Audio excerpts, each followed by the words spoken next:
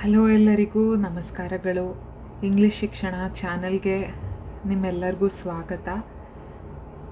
ಇವತ್ತು ತುಂಬ ದಿನ ಆದಮೇಲೆ ಇನ್ನೊಂದು ವಿಡಿಯೋ ಮಾಡ್ತಾಯಿದ್ದೀನಿ ನಾನಿವತ್ತು. ಹಿಂದಿನ ವಿಡಿಯೋಗಳಲ್ಲಿ ನಾವು ವವಲ್ಸ್ ಬಗ್ಗೆ ಕಲ್ತ್ಕೊತಾ ಇದ್ವಿ. ನಾನು ನಿಮಗೆ ಹೇಳಿದ್ದೆ A E I O U ಇದೆ ಅಂತ.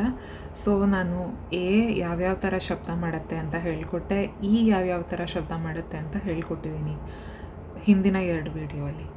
ಇವತ್ತು ಐ ವವಲ್ದು ಯಾವ್ಯಾವ ಥರ ಶಬ್ದಗಳು ಬೇರೆ ಬೇರೆ ಪದದಲ್ಲಿ ಬರುತ್ತೆ ಅಂತ ನಾವಿವತ್ತು ಕಲ್ತ್ಕೊಳ್ಳೋಣ. ಅದಕ್ಕೆ ಮುಂಚೆ ಒಂದು ಹೇಳೋಕ್ಕೆ ಇಷ್ಟಪಡ್ತೀನಿ. ಇದು ಕನ್ನಡ ಮೀಡಿಯಮಲ್ಲಿ ಕಲ್ತವರು ಇಂಗ್ಲೀಷ್ ಕಲಿಬೇಕು ಅಂತಂದರೆ ಈ ಚಾನಲ್ ಅವ್ರಿಗೋಸ್ಕರ ಮಾಡಿರೋದು. ನೀವು ಎಷ್ಟೇ ದೊಡ್ಡವರಾಗಿರಲಿ ಚಿಕ್ಕವರಾಗಿರಲಿ ಎಲ್ಲರೂ ಬಂದು ಈ ಚಾನಲ್ ವೀಡಿಯೋಸ್ ನೋಡಿಕೊಂಡು ಉಚಿತವಾಗಿ ಇಂಗ್ಲೀಷ್ನ ಕಲ್ತ್ಕೋಬೋದು. ಸೊ ನಂದು ಪ್ರೊಫೈಲ್ ಪಿಕ್ಚರ್ ಮತ್ತು ನಂದು ಕವರ್ ಪಿಕ್ಚರ್ ಯೂಟ್ಯೂಬ್ ಚಾನಲ್ದು ಈ ಪಿಕ್ಚರಿಂದನೇ ಮಾಡಿರೋದು. ಸೊ ಈ ಪಿಕ್ಚರ್ದು ಅರ್ಥ ಅದು ಎಲ್ಲರಿಗೂ ಉಚಿತವಾಗಿ ಇದು ವೀಡಿಯೋಸ್ ನಾನು ಮಾಡ್ತಾಯಿದ್ದೀನಿ. ಯಾವುದೇ ವಯಸ್ಸಾಗಿರ್ಬೋದು, ಎಲ್ಲರೂ ಬಂದು ಕಲ್ತ್ಕೋಬೋದು ಈ ವಿಡಿಯೋಸ್ ಮೂಲಕ ಇಂಗ್ಲೀಷ್ ಭಾಷೆನ. ನಾನು ಈ ಚಾನಲ್ ಯಾಕೆ ಮಾಡಿದ್ದು ಅಂತಂದರೆ, ಎಲ್ಲರಿಗೂ ಕನ್ನಡ ಮೀಡಿಯಮಿಂದ ಇಂಗ್ಲೀಷ್ ಮೀಡಿಯಮ್ಗೆ ಶಿಫ್ಟ್ ಆದಾಗ ಪ್ರೊಫೆಷ್ನಲ್ ಕೋರ್ಸಸ್ ಎಲ್ಲ ಇಂಗ್ಲೀಷ್ ಮೀಡಿಯಮಲ್ಲಿ ಇರುತ್ತೆ. ಸೊ ಅದಕ್ಕೆ ಶಿಫ್ಟ್ ಆಗಬೇಕಾದ್ರೆ ಸ್ವಲ್ಪ ಕಷ್ಟ ಆಗುತ್ತೆ ಅವ್ರಿಗೆ. ಸೊ ಎಲ್ಲರಿಗೂ ಒಂದು ಆಕ್ಸೆಸ್ ಇರಲಿ, ಎಷ್ಟೇ ದೂರದಲ್ಲಿದ್ದರೂ, ದೊಡ್ಡ ಊರಲ್ಲಿ ಇಲ್ಲ ಅಂತಂದರೂ ಚಿಕ್ಕ ಹಳ್ಳಿಗಳಲ್ಲಿ ಇರೋಂಥವ್ರಿಗೂ ಯಾರಾದರೂ ಒಳ್ಳೆ ಪಾಠ ಹೇಳ್ಕೊಡೋರು ಇರಬೇಕು. ಸೊ ಅಕಸ್ಮಾತ್ ಊರುಗಳಲ್ಲಿ ಇಲ್ಲ ಅಂತಂದರೆ ಅಟ್ಲೀಸ್ಟ್ ಇವಾಗ ನಮಗೆ ಇಂಟರ್ನೆಟ್ ಎಲ್ಲ ಕಡೆ ಅವೈಲಬಲ್ ಇರುತ್ತೆ. ಸೊ ಆ ಇಂಟರ್ನೆಟ್ ಮುಖಾಂತರವಾಗಾದರೂ ಎಲ್ಲರೂ ನಾವು ಕಲ್ತ್ಕೋಬೋದು ಅಂತ ನಾನು ಈ ಚಾನಲ್ ಮಾಡಿ ಯೂಟ್ಯೂಬ್ ಚಾನಲಲ್ಲಿ ಈ ವಿಡಿಯೋಸ್ ಎಲ್ಲ ಮಾಡ್ತಾಯಿದ್ದೀನಿ.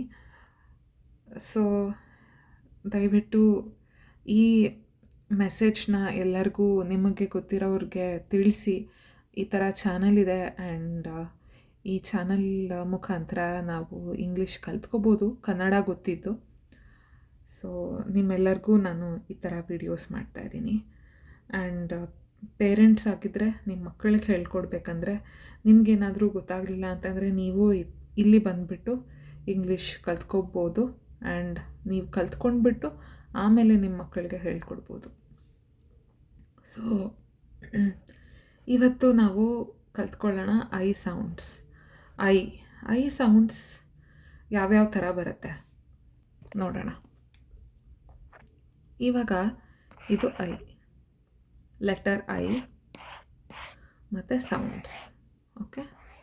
ಸೊ ಐ ಅಂದರೆ ಕನ್ನಡ ಅಕ್ಷರ ಐ ಇದೆಯಲ್ಲ, ಆ ಥರ ನಾವು ಐ ಅಂತ ಇದಕ್ಕೆ ಹೇಳ್ತೀವಿ. ಸೊ ಇದ್ರದ್ದು ಸೌಂಡ್ಸ್. ಈ ಮೇಲ್ಗಡೆ ಇಂಗ್ಲೀಷಲ್ಲಿ ಏನು ಬರೆದಿದೆಯೋ ಅದನ್ನೇ ನಾನು ಇಲ್ಲಿ ಐ ಸೌಂಡ್ಸ್ ಅಂತ ಕನ್ನಡದಲ್ಲಿ ಬರೆದಿರೋದು. ಸೊ ಇದು 2 ಥರ ಶಬ್ದ ಬರುತ್ತೆ. ಐ ವವಲ್ಗೆ, ಐ ಸ್ವರಕ್ಕೆ 2 ಥರ ಶಬ್ದ ಬರುತ್ತೆ. ಒಂದು ಶಾರ್ಟ್ ಐ, ಇಲ್ಲಿ ನೋಡಿ ಬರ್ತಿದ್ದೀನಿ, ಶಾರ್ಟ್ ಐ. ಇನ್ನೊಂದು ಲಾಂಗ್ ಐ, ಇಲ್ಲಿ ಬರ್ತಿದೆ ನೋಡಿ, ಲಾಂಗ್ ಐ. ಇವಾಗ ಈ ಶಾರ್ಟ್ ಐ ಮತ್ತು ಲಾಂಗ್ ಐ 2 ಥರ ಐ ಸೌಂಡ್ಸ್. ಸೊ ಯಾವ ಥರ ಬರುತ್ತಪ್ಪ ಅಂತ ನೀವು ಕೇಳ್ಬೋದು ಪ್ರಶ್ನೆ. ಸೊ ಶಾರ್ಟ್ ಐಗೆ ಇ ಶಬ್ದ ಬರುತ್ತೆ. ಇ ಅದು ಐ ಅಕ್ಷರ ಇರ್ಬೋದು, ಆದರೆ ಅದಕ್ಕೆ ಇ ಶಬ್ದ ಬರುತ್ತೆ. ಆಮೇಲೆ ಲಾಂಗ್ ಐಗೆ ಯಾವ ಥರ ಬರುತ್ತೆ, ಐ ಅಂತಲೇ ಬರುತ್ತೆ. ಸೊ ಲಾಂಗ್ ಐಗೆ ಐ ಶಬ್ದನೇ ಬರುತ್ತೆ. ನಾನು ಇಲ್ಲಿ ಕೊನೆಯಲ್ಲಿ ಬ್ರ್ಯಾಕೆಟ್ಸಲ್ಲಿ ಬರ್ತಿದ್ದೀನಿ ಏನು ಶಬ್ದ ಬರುತ್ತೆ ಅಂತ. ಸೊ ಲಾಂಗ್ ಐಗೆ ಐ ಬರುತ್ತೆ, ಶಾರ್ಟ್ ಐಗೆ ಇ ಇ ಬರುತ್ತೆ. ಸೊ ಇವಾಗ ನಾವು ಪಿಕ್ಚರ್ಸ್ ನೋಡಿಕೊಂಡು ಕಲ್ತ್ಕೊಳ್ಳೋಣ ಏನು ಶಬ್ದ ಬರುತ್ತೆ ಅಂತ, ಯಾವ್ಯಾವ ಪದಗಳು ನಮಗೆ ಗೊತ್ತಿರೋದು. ಸೊ ನಿಮ್ಮೆಲ್ಲರಿಗೂ ಗೊತ್ತಿರುತ್ತೆ, ಇದು ತುಂಬ ಬಳಸ್ತಾ ಇರ್ತೀರ.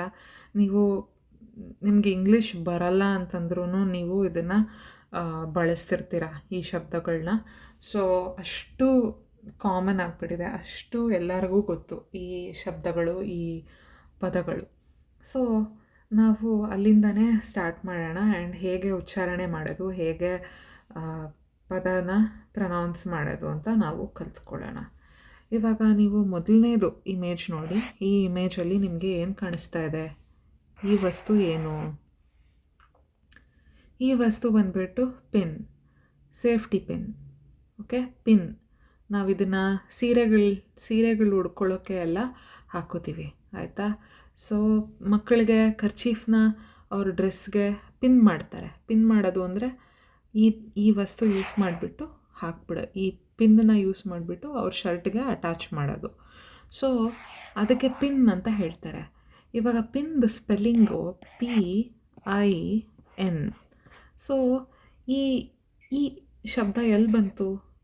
ಐ ಎಲ್ಲಿದೆಯೋ ಈ ಐಗೆ ಈ ಶಬ್ದ ಬರುತ್ತೆ, ಅದಕ್ಕೆ ಪಿನ್ ಅಂತ ಹೇಳ್ತಾರೆ. ಸೊ ಲೆಟರ್ ಪ ಶಬ್ದ ಬರುತ್ತೆ. ಇಲ್ಲಿ ಲೆಟರ್ ಐಗೆ ಇ ಶಬ್ದ ಬರುತ್ತೆ. ಇಲ್ಲಿ ಲೆಟರ್ Nಗೆ ನ್ ಶಬ್ದ ಬರುತ್ತೆ. ಆದ್ದರಿಂದ ನೀವು ನೋಡ್ಬೋದು ಇಲ್ಲಿ ಪ ಪ್ಲಸ್ ಇ ಪ್ಲಸ್ ನ, ಪ ಇ ಪಿ ನ್, pin. So pin. Okay, so ಇಲ್ಲಿ ಐಗೆ ಇ ಶಬ್ದ ಬರುತ್ತೆ. ಇ ಶಾರ್ಟ್, ಅದನ್ನು ದೀರ್ಘವಾಗಿ ನಾವು ಎಳೆಯಲ್ಲ, ಹ್ರಸ್ವ ಸ್ವರ ಥರ ಬರುತ್ತೆ. ಅದಕ್ಕೆ ಶಾರ್ಟ್ ಐ ಅಂದರೆ ಕುಳ್ಳಗಿರೋದು, ಉದ್ದವಾಗಿರೋದಲ್ಲ. ಅದಕ್ಕೆ ಶಾರ್ಟ್ ಐ ಅಂತ ಹೇಳ್ತಾರೆ. ಹ್ರಸ್ವ, ಅದಕ್ಕೆ ಶಾರ್ಟ್ ಐ ಅಂತ ಹೇಳ್ತಾರೆ. So pin. ಓಕೆ, ಇದೇ ಥರ ಇದೇ ಶಬ್ದ ಬರುತ್ತೆ. ಇ ಅಂದರೆ ಐಗೆ ಇ ಶಬ್ದ ಬರೋದು. ಇನ್ನೊಂದು ಪದ ನೋಡೋಣ. ಇಲ್ಲಿ ನಿಮಗೆ ಕಾಣಿಸ್ತಾ ಇರೋದೇನು? ಜಿಪ್. ಜಿಪ್ ಅಲ್ವಾ? ಸೊ ಜಿಪ್ ಈ ಬ್ಯಾಗ್ಸಲ್ಲಿ ಇರುತ್ತೆ, ಪರ್ಸಲ್ಲಿ ಇರುತ್ತೆ, ಆಯಿತಾ? ಪ್ಯಾಂಟಲ್ಲಿ ಇರುತ್ತೆ, ಜಾಕೆಟಲ್ಲಿ ಇರುತ್ತೆ. ಸೊ ಜಿಪ್, ಅದಕ್ಕೆ ಜಿಪ್ ಅಂತ ಹೇಳ್ತಾರೆ. ಸೊ ಜಿಪ್ದು ಸ್ಪೆಲ್ಲಿಂಗ್ ಏನು ಆಯಿತಾ ನೋಡೋಣ. ZIP.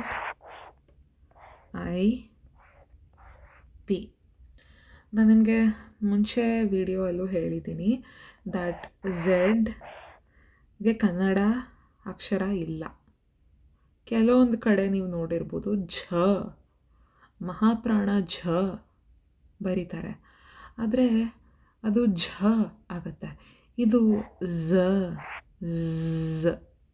ಬಿ ಶಬ್ದ ಮಾಡತ್ತಲ್ಲ, ಜೇನುಹುಳ ಝ್, ಅಥವಾ ಮನೆಯಲ್ಲಿ ನಿಮಗೆ ಹೌಸ್ ಫ್ಲೈ ಅಂತ ನೋಡ, ಸೊ ಅದನ್ನು ಝ್ ಅಂತ ಶಬ್ದ ಮಾಡ್ತಾರೆ. ಸೊ ಇದು ZIP, ಇದು ಜಿಪ್ದು ಸ್ಪೆಲ್ಲಿಂಗ್. ಸೊ ZIP, ಇಲ್ಲಿ ಐ ಇದೆಯಲ್ಲ ಅದಕ್ಕೆ ಇ ಇರೋ ಶಬ್ದ ಬರುತ್ತೆ. ಸೊ ಝ ಪ್ಲಸ್ ಇ ಪ್ಲಸ್ ಪ, ಇದು ಪ, ಇದು ಇ, ಇದು ಝ. ಸೊ ಝ ಪ್ಲಸ್ ಇ, ಝಿ ಪ್ಲಸ್ ಪ, ಜಿಪ್ ಬರುತ್ತೆ. ಓಕೆ, ನಾನು ಅದನ್ನು ಬರೆದಿಲ್ಲ, ಯಾಕಂದರೆ ನಾವು ಇದನ್ನು ಕನ್ನಡದಲ್ಲಿ ಬರೆಯೋಕ್ಕಾಗಲ್ಲ. ಓಕೆ, ಸೊ ನಾವು ಯಾವ್ಯಾವ್ದು ಕಲ್ತ್ಕೊಂಡ್ವಿ? ಶಾರ್ಟ್ ಐಗೆ ಎಕ್ಸಾಂಪಲ್ಸ್ ಯಾವುದು? Pin, zip. ಏನು ಶಬ್ದ ಮಾಡುತ್ತೆ? E, pin, zip. ಸೊ ಇದೇ ಥರ ಬೇರೆ ಅಕ್ಷರಗಳು ಇದೆ, ಬೇರೆ ಪದಗಳು ಇದೆ. ಸೊ ನಾವು ಆ ಪದಗಳನ್ನ ಇನ್ನೊಂದು ವಿಡಿಯೋಲಿ ನೋಡೋಣ. ನಾನು ತುಂಬ ಪದಗಳು ಒಂದೇ ವಿಡಿಯೋಲ್ಲಿ ಹಾಕಿ ನಿಮಗೆ ಇದೇ ಥರ ಶಬ್ದ ನಾವು ರಿಪೀಟ್ ಮಾಡ್ತಾ ಹೋಗೋಣ. ಬಟ್ ಈ ವಿಡಿಯೋ ನಾನು ಯಾಕೆ ಮಾಡ್ತಿರೋದು ಅಂತಂದರೆ ನಿಮಗೆ ಒಂದು ಅರ್ಥ ಆಗಲಿ ಅಂತ ಅಷ್ಟೆ. ಸೊ ಉಚ್ಚಾರಣೆಗಳು ಪ್ರಾಕ್ಟೀಸ್ ಮಾಡೋದು ಇನ್ನೊಂದು ವಿಡಿಯೋ ಅಲ್ಲಿ ನೋಡೋಣ. ಬಟ್ ನಿಮಗೆ ಈ ವಿಡಿಯೋ ಅಲ್ಲಿ ನೀವೇನು ಮೆಸೇಜ್ ತೊಗೋಬೇಕು, ಏನು ನೀವು ಅರ್ಥ ಮಾಡ್ಕೋಬೇಕು ಅಂತಂದರೆ, ಐ ಲೆಟರ್ಗೆ, ಐ ಸ್ವರಕ್ಕೆ 2 ಥರ ಉಚ್ಚಾರಣೆಗಳು ಇರುತ್ತೆ. ಒಂದು ಇ ಅದು ಶಾರ್ಟ್ ಐ ಶಬ್ದ ಇ. ಇನ್ನೊಂದು ಲಾಂಗ್ ಐ, ಅದಕ್ಕೆ ಐ ಹೀಗೇ ಶಬ್ದ ಬರುತ್ತೆ ಅದಕ್ಕೆ. ಸೊ ಶಾರ್ಟ್ ಐಗೆ ನಾವು ಇವಾಗ 2 ಉದಾಹರಣೆಗಳನ್ನ ನೋಡಿದ್ದೀವಿ, ಒಂದು ಪಿನ್ ಮತ್ತು ಜಿಪ್. ಇವಾಗ ಲಾಂಗ್ ಐಗೆ ಏನೇನು ಉದಾಹರಣೆ ಇದೆ ಅಂತ ನಾವು ಇವಾಗ ನೋಡ್ಕೊಳ್ಳೋಣ. ಸೊ ನೀವು ಲಾಂಗ್ ಐಗೆ ಸ್ಪೆಲ್ಲಿಂಗು ಇದನ್ನೇ ಕನ್ನಡದಲ್ಲಿ ಇಲ್ಲಿ ಬರ್ತಿದ್ದೀನಿ, ಲಾಂಗ್ ಐ. ಸೊ ಯಾವ ಥರ ಶಬ್ದ ಬರುತ್ತೆ, ಇಲ್ಲಿ ಬರೆದಿರೋದು ಐ. ಸೊ ಕನ್ನಡದಲ್ಲಿ ಹೇಗಿದೆಯೋ ಐ, ಅದೇ ಥರನೇ ಇಂಗ್ಲೀಷ್ ಈ ಪದಗಳಲ್ಲಿ ಐ ಬರುತ್ತೆ. ಸೊ ಇದು ನಿಮಗೆ ಪ್ರಾಕ್ಟೀಸ್ ಮಾಡ್ತಾನೆ ಗೊತ್ತಾಗೋದು. ನೀವು ಜಾಸ್ತಿ ಶಬ್ದಗಳನ್ನ ಕೇಳ್ತಾ ನಿಮಗೆ ಗೊತ್ತಾಗುತ್ತೆ ಯಾವಾಗ ಐ ಶಬ್ದ ಯೂಸ್ ಮಾಡಬೇಕು, ಯಾವಾಗ ಈ ಶಬ್ದ ಯೂಸ್ ಮಾಡಬೇಕು ಅಂತ. ಸೊ ಇವಾಗ ನೋಡೋಣ ನಾವು ಹೇಗೆ ಅದು ಅಂತ. ಸೊ ಇವಾಗ ನಾವು ಅದಕ್ಕೆ ಶಾರ್ಟ್ ಐಗೆ 2 ಉದಾಹರಣೆ ನೋಡಿದ್ವಿ. ಅದೇ ಥರ ಲಾಂಗ್ ಐಗೂ 2 ಉದಾಹರಣೆ ನೋಡೋಣ. ಇವಾಗ ಲಾಂಗ್ ಐಯಲ್ಲಿ ನಾನು ನಿಮಗೆ ಹೇಳಿದ್ದೀನಿ ಐ ಶಬ್ದನೇ ಬರುತ್ತೆ, ಇಲ್ಲಿ ಈ ಶಬ್ದ ಬರಲ್ಲ. ಈ ಶಬ್ದ ಬಂದರೆ ಅದು ಶಾರ್ಟ್ ಐ ಶಬ್ದ ಬಂದರೆ ಅದು ಲಾಂಗ್ ಐ. ಸೊ ಮೊದಲನೆಯ ಚಿತ್ರದಲ್ಲಿ ನೀವು ನೋಡ್ಬೋದು, ಈ ಮಗು ಇಲ್ಲಿ ನಿಂತ್ಕೊಂಡಿರೋ ಹುಡುಗಿ ಇದನ್ನು ಹಾರಿಸ್ತಾ ಇದ್ದಾಳೆ. ಹಾರಿಸ್ತಾ ಇದ್ದಾಳೆ, ಇದಕ್ಕೆ ಕನ್ನಡದಲ್ಲಿ ಏನಂತಾರೆ ನೀವು ನೋಡಿರ್ಬೋದು, ಗಾಳಿಪಟ ಅಂತ ಹೇಳ್ತಾರೆ. ಸೊ ಆ ಗಾಳಿಪಟಕ್ಕೆ ಇಂಗ್ಲೀಷ್ ಭಾಷೆಯಲ್ಲಿ ಏನಂತಾರೆ ಗೊತ್ತಾ ನಿಮಗೆ? ಕೈಟ್ ಅಂತ ಹೇಳ್ತಾರೆ, ಕೈಟ್. ಸೊ ಕೈಟ್ನ ಹಾರಿಸ್ತಾ ಇದ್ದಾಳೆ ಈ ಹುಡುಗಿ. ಸೊ ಕೈಟ್ದು ಸ್ಪೆಲ್ಲಿಂಗ್ ನೋಡೋಣ, KITE.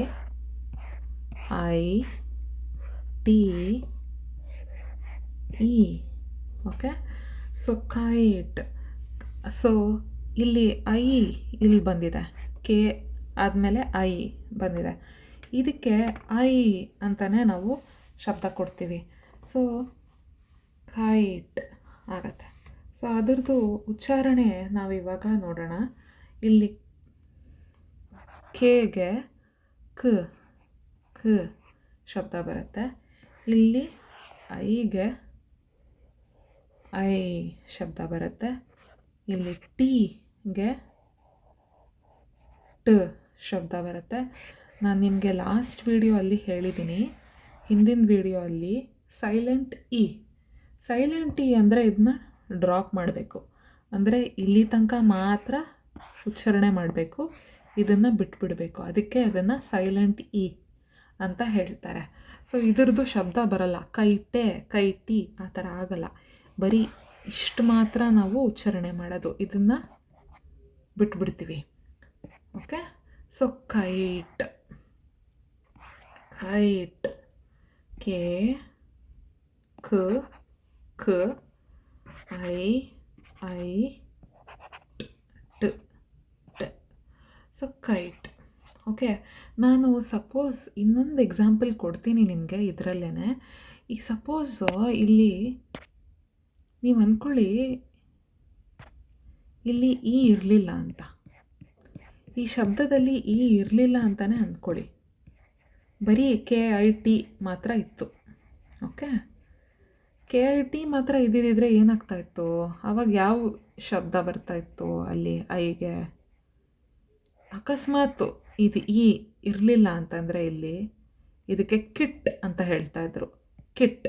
ಸೊ ಕಿಟ್ ಅಂದರೆ ಯಾವ ಈ ಬರುತ್ತೆ ಅಲ್ಲಿ, ಯಾವ ಶಬ್ದ ಬರುತ್ತೆ? ಕಿಟ್ಗೆ ಶಾರ್ಟ್ ಈ ಬರುತ್ತೆ.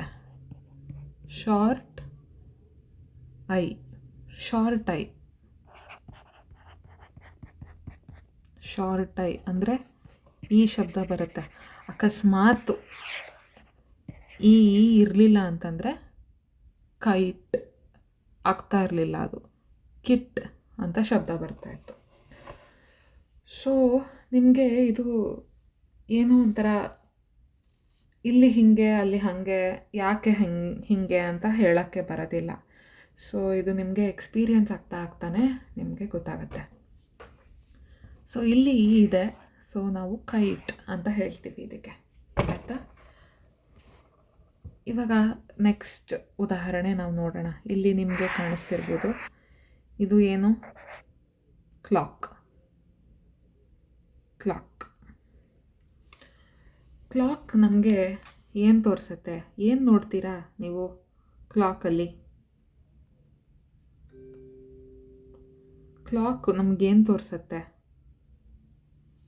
ಕ್ಲಾಕ್ ಅಂದರೆ ಏನು ಕನ್ನಡದಲ್ಲಿ? ಗಡಿಯಾರ. ಸೊ ಗಡಿಯಾರದಲ್ಲಿ ನಾವೇನು ನೋಡ್ತೀವಿ? ನೀವೇನು ಕೇಳ್ತೀರಾ? ಎಷ್ಟು ಇವಾಗ ಅಂತ ಕೇಳ್ತೀರಲ್ಲ. ಸೊ ಟೈಮ್ ನೋಡ್ತೀವಿ, ಟೈಮ್. ಸೊ ಟೈಮ್ ಅಂತ ಶಬ್ದ ನಾವು ಎಲ್ಲರೂ ಕೇಳಿದ್ದೀವಿ ಅಲ್ವಾ? ಆದರೆ ನಮಗೆ ಗೊತ್ತಿತ್ತಾ ಲಾಂಗ್ ಐ ಬರುತ್ತೆ ಅಲ್ಲಿ ಅಂತ? ಇವಾಗ ಗೊತ್ತಾಯಿತು. ಸೊ ಟೈಮ್, ಸೊ ಎಲ್ಲಿ ಬರ್ತಾ ಇದೆ? ಐಮ್, ಆಯಿತಾ? ಸೊ ಟೈಮ್ದು ಸ್ಪೆಲ್ಲಿಂಗ್ ನೋಡೋಣ ನಾವಿವಾಗ. TIME.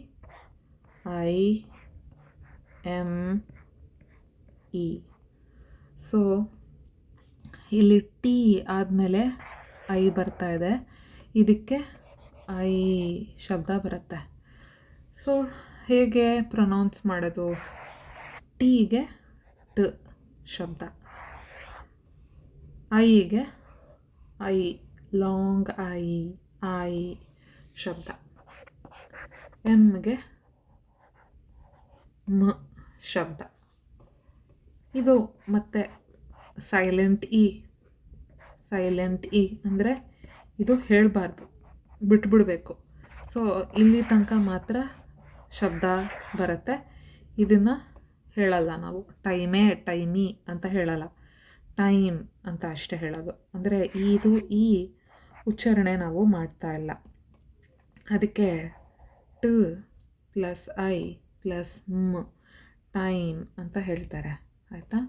ಸೊ ಕ್ಲಾಕ್ ನಮಗೆ ಟೈಮ್ ತೋರಿಸುತ್ತೆ. ಹುಡುಗಿ ಕೈಟ್ ಹಾರಿಸ್ತಾ ಇದ್ದಾಳೆ. ಓಕೆ, ಎಲ್ಲ ಕಡೆ ಬ್ಯಾಗ್ಸ್ಗೆ ಜಿಪ್ ಇರುತ್ತೆ, ಅದನ್ನು ಕ್ಲೋಸ್ ಮಾಡಬೇಕು. ಆಮೇಲೆ ಇದು ಸೇಫ್ಟಿ ಪಿನ್. ಓಕೆ, ಕರ್ಚೀಫ್ನ ನಾವು ಪಿನ್ ಹಾಕ್ಬೋದು. ಸೊ ಇದು ಲಾಂಗ್ ಐ ಶಬ್ದಗಳು, ಕೈಟ್ ಮತ್ತು ಟೈಮ್. ಸೊ ನಿಮಗೆ ಈ ಕಾನ್ಸೆಪ್ಟ್ ಅರ್ಥ ಆಗಿದೆಯಾ ನಿಮಗೆ? ನಾನು ನಿಮಗೆ ಹೇಳ್ತಾ ಇರೋದು, ಐಗೆ 2 ಥರ ಶಬ್ದಗಳು ಬರುತ್ತೆ. ಒಂದು ಶಾರ್ಟ್ ಐ, ಇನ್ನೊಂದು ಲಾಂಗ್ ಐ. ಸೊ ಶಾರ್ಟ್ ಐಗೆ ಬಂದುಬಿಟ್ಟು ಏನು ಶಬ್ದ ಬರುತ್ತೆ?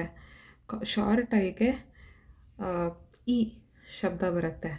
ಸೊ ಅದಕ್ಕೆ ಉದಾಹರಣೆಗಳು ಪಿನ್ ಮತ್ತು ಜಿಪ್, ಈ ಶಬ್ದ ಬರುತ್ತೆ. ಲಾಂಗ್ ಐಗೆ ಐ ಅಂತಲೇ ಶಬ್ದ ಬರುತ್ತೆ.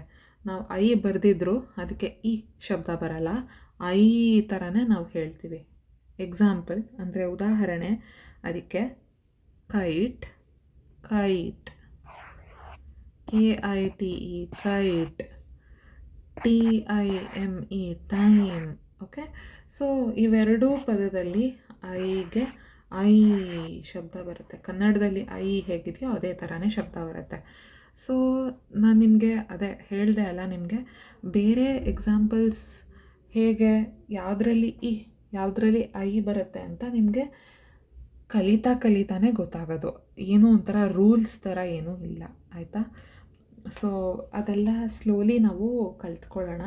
ಬಟ್ ಈ ಕಾನ್ಸೆಪ್ಟ್ ನೀವು ನೆನ್ಪಿಟ್ಕೊಂಡಿರಬೇಕು. ದ್ಯಾಟ್ ಈ ಥರ ಹೇಗೆ ನಾನು ನಿಮಗೆ ಹೇಳ್ಕೊಟ್ಟಿದ್ದೆ ಸೌಂಡ್ಸು, ಹೀಗೆ ಸೌಂಡ್ಸ್ ಹೇಳ್ಕೊಟ್ಟಿದ್ದೆ, ಇವಾಗ ಐಗೆ ಸೌಂಡ್ಸ್ ಹೇಳ್ಕೊಟ್ಟಿದ್ದೀನಿ, ಶಾರ್ಟ್ ಐ ಮತ್ತು ಲಾಂಗ್ ಐ ಅಂತ. ಅದೇ ಥರ ಇದೇ ಸೌಂಡ್ಸೇ ಬೇರೆ ಅಕ್ಷರದಲ್ಲೂ ಬರುತ್ತೆ.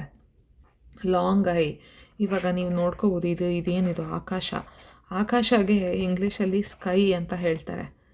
SKY ನೋಡಿ, ಇಲ್ಲಿ ವೈ ಲಾಂಗ್ ಐ ಶಬ್ದ ಬರುತ್ತೆ. Okay, SKY. ಓಕೆ, ಸೊ ಇಲ್ಲಿ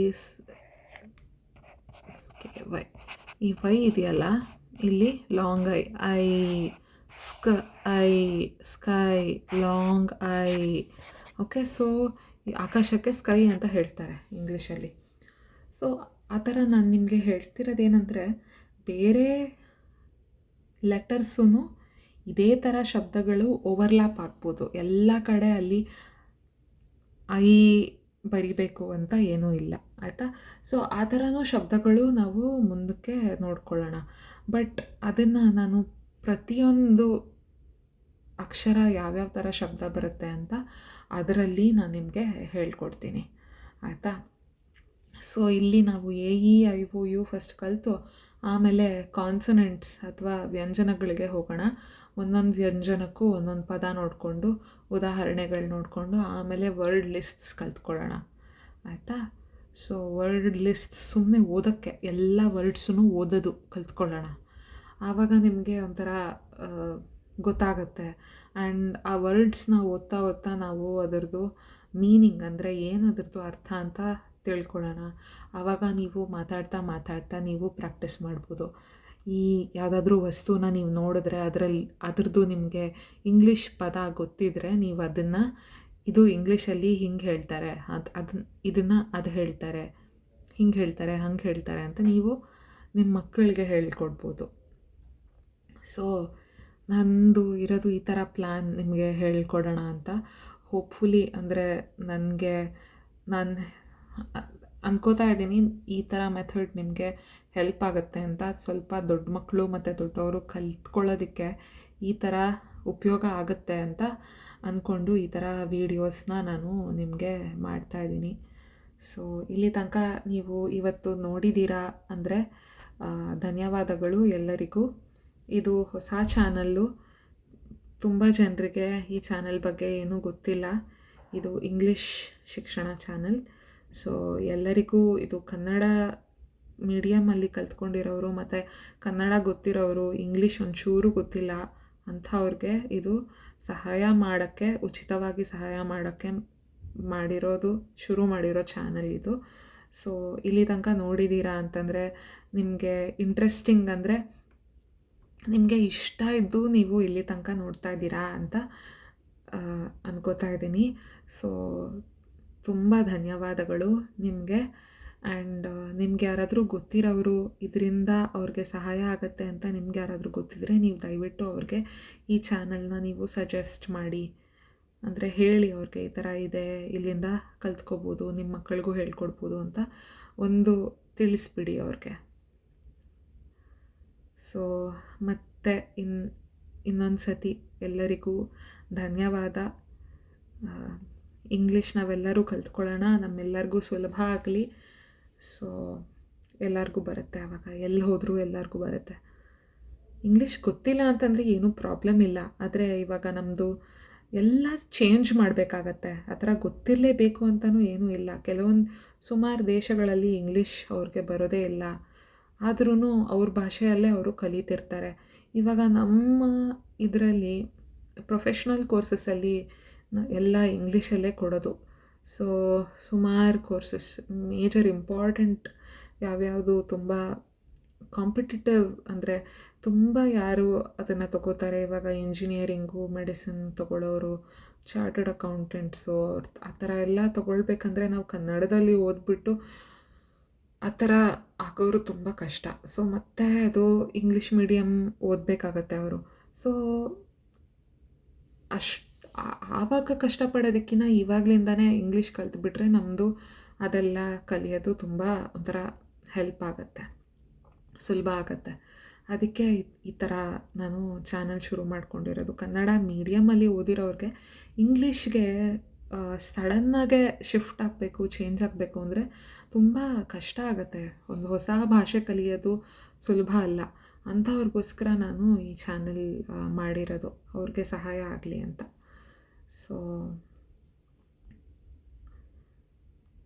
ನಮ್ಮದು ಇನ್ನು ಎಲ್ಲ ಪೋರ್ಷನ್ಸ್ ಎಲ್ಲನೂ ಇವಾಗ ಪ್ರೊಫೆಷ್ನಲ್ ಕೋರ್ಸಸಲ್ಲಿರೋ ಪೋರ್ಷನ್ಸೂ ಕನ್ನಡದಲ್ಲಿ ಆಫರ್ ಮಾಡಿದ್ರೆ ಆವಾಗ ಎಲ್ಲರಿಗೂ ಉಪಯೋಗ ಆಗುತ್ತೆ. ಅಲ್ಲಿ ತನಕ ನಾವು ಇದನ್ನು ಕಲ್ತ್ಕೋಬೇಕು. ಸೊ ಧನ್ಯವಾದಗಳು. ನಿಮ್ಮೆಲ್ಲರಿಗೂ ಇಂಗ್ಲೀಷ್ ಕಲ್ತ್ಕೊಳ್ಳೋದು ಒಂಥರ ಫನ್ ಇರಲಿ ಅಂತ, ನೀವೆಲ್ಲರೂ ಎಂಜಾಯ್ ಮಾಡಬೇಕು ಕಲಿತಾ ಹಂಗಿರಲಿ ಅಂತ ನಾನು ಟ್ರೈ ಮಾಡ್ತೀನಿ ವೀಡಿಯೋಸ್ ಮಾಡೋದಕ್ಕೆ. ಚೆನ್ನಾಗಿರೋ ವೀಡಿಯೋಸು ನಿಮಗೆ ಎಲ್ಲರಿಗೂ ಒಂಥರ ಸಂತೋಷ ಸಿಗಲಿ ಕಲಿತಾ ಆ ಥರ ವೀಡಿಯೋಸ್ ಮಾಡೋದಕ್ಕೆ ನಾನು ಪ್ರಯತ್ನ ಮಾಡ್ತೀನಿ. ಓಕೆ, ಸೊ ಮತ್ತೆ ಸಿಗೋಣ ನೆಕ್ಸ್ಟ್ ವೀಡಿಯೋ ಅಲ್ಲಿ ನಾವು ಎ ಇ ಐ ಆಯಿತು, ಓ ವವಲ್ದು ಸೌಂಡ್ಸ್ ನೋಡೋಣ. ಸೊ ಮತ್ತೊಮ್ಮೆ ಎಲ್ಲರಿಗೂ ಧನ್ಯವಾದಗಳು. Happy learning. ನಂದು ವಿಡಿಯೋ ಇಷ್ಟ ಆದರೆ ಪ್ಲೀಸ್ ದಯವಿಟ್ಟು ಲೈಕ್ ಮಾಡಿ ಮತ್ತು ನನ್ನ ಚಾನಲ್ಗೆ ಸಬ್ಸ್ಕ್ರೈಬ್ ಮಾಡಿ. ನನಗೆ ಆವಾಗ ಗೊತ್ತಾಗುತ್ತೆ ದಟ್ ಯಾರೋ ಒಬ್ಬರು ಸಬ್ಸ್ಕ್ರೈಬ್ ಮಾಡಿದ್ದಾರೆ, ಅವ್ರಿಗೆ ಇಷ್ಟ ಆಯಿತು ಅಂತ. ಸೊ ಆ ಥರ ನೀವು ನನಗೆ ತಿಳಿಸ್ಬೋದು ದಟ್ ನಿಮ್ಗೆ ಇಷ್ಟ ಆಯಿತು ಅಂತ. ಓಕೆ, ಸೊ ಮತ್ತೆ ಸಿಗೋಣ ವೀಕ್ಷಕರೇ. ಧನ್ಯವಾದಗಳು.